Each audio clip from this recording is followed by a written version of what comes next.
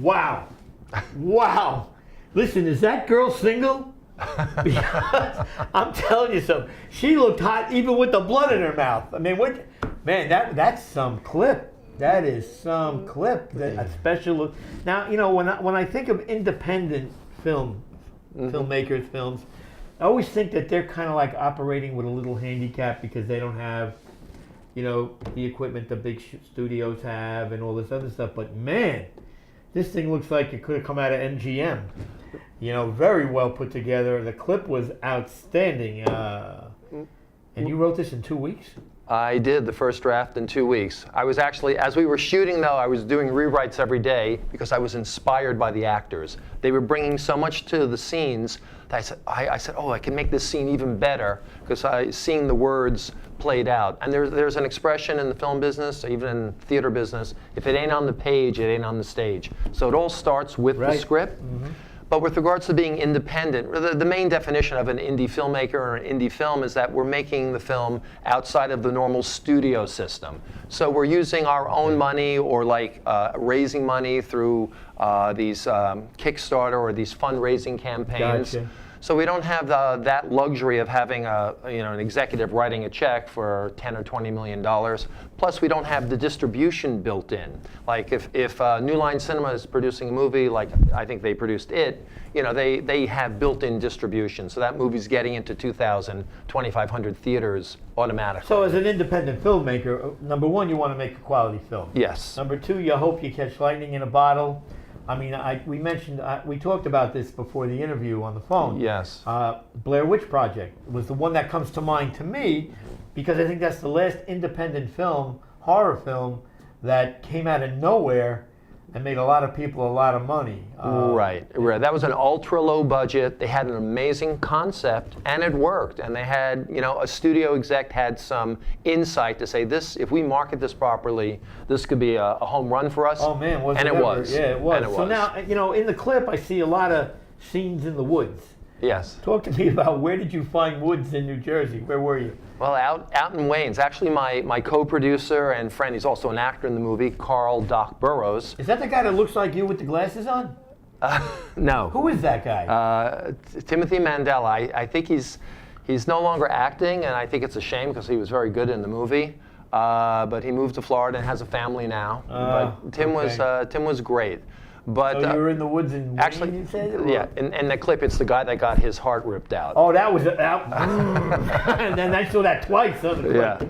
Yeah. So wow. That's my friend Carl, and he was also our location. On an indie film, you wear a lot of hats. Like I said, writer, director, craftsperson, making the food available for everyone to eat. But he was also location and transportation, and also an actor in the movie and my co-producer. But he lives in Hawthorne, and he just knows the areas, and he came up with wonderful locations. We used the woods up in Wayne. I think they actually have a name, and I'm going blank on those names, but he got us an abandoned temple in Paterson, New Jersey. That was the indoor scenes? Yes, some of the indoor scenes. It was wow. We shot like 3 scenes in that abandoned temple. So how long did it take from the time the camera went on till the time that the production was actually, here it is, it's done, it's finished, I'm ready? 6, 7, 8 months, because there was a lot to do in post-production.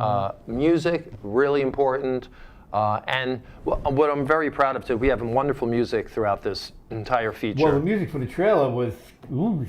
Yeah, it's great, and we had I did the rough cut edit, which means I pieced the whole movie together myself, right. And then we had 2 other editors that did an amazing job, and my cinematographer, you know, if it ain't on the page, it ain't on the stage, but it's also, if it ain't in the lens, I mean, he just lit the movie brilliantly. His name is Ben Wolf. I've done a number of projects with him.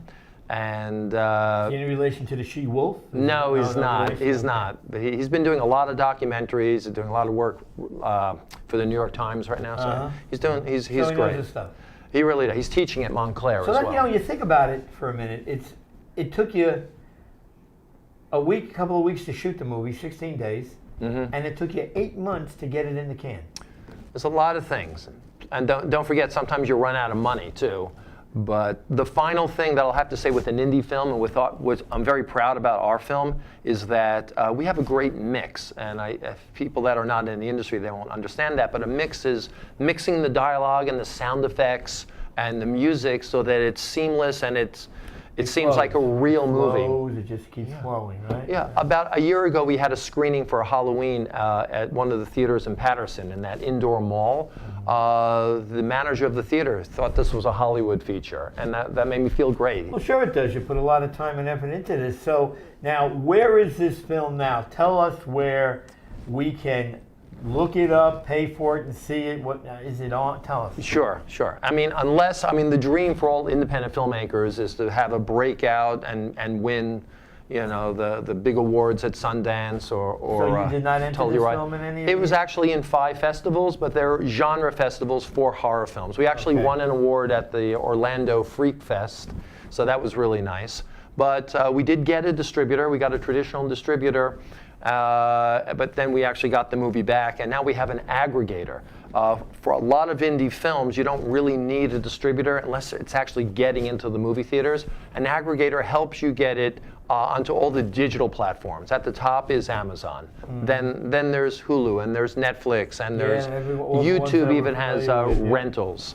So it's an it's in videos. It's at Barnes & Nobles. It's at FYE. If people want to buy the DVD, they can do that. They're right out there. Tell them where they can get it, man, because I'm going to go out and buy this movie. I'm not even going to ask you for a free one. Okay. I'm going to buy one. All right? So you can make a couple of bucks off me. But fantastic. I mean, it sounds, boy, I'll tell you, when you look at this movie, and, sometimes people look at the finished product and don't really get any kind of conceptual on what it took to make this thing, to make it where it is now on screen. And just listening to you for the last few minutes, man, 8 months from the time you finished shooting before it got into a can. Yeah. And I'm still working and tweaking on it. I tweak the trailers, but pretty much it's out there. The version that's on Amazon is the director's cut. So there are other people that have the movie that are not the director's cut. So the one that's on Amazon really is the best version that's out there. All right, in 30 seconds, I want you to tell those people out there why they need to see this movie. Go ahead. It's all yours, Mark. Okay, I'm going to borrow a phrase from my cinematographer, Ben Wolf. He said, this movie has entertainment value. The trailer is a little gory and a little scary, but there is some humor mixed throughout the movie. It's an interesting story. You have to stay on your toes.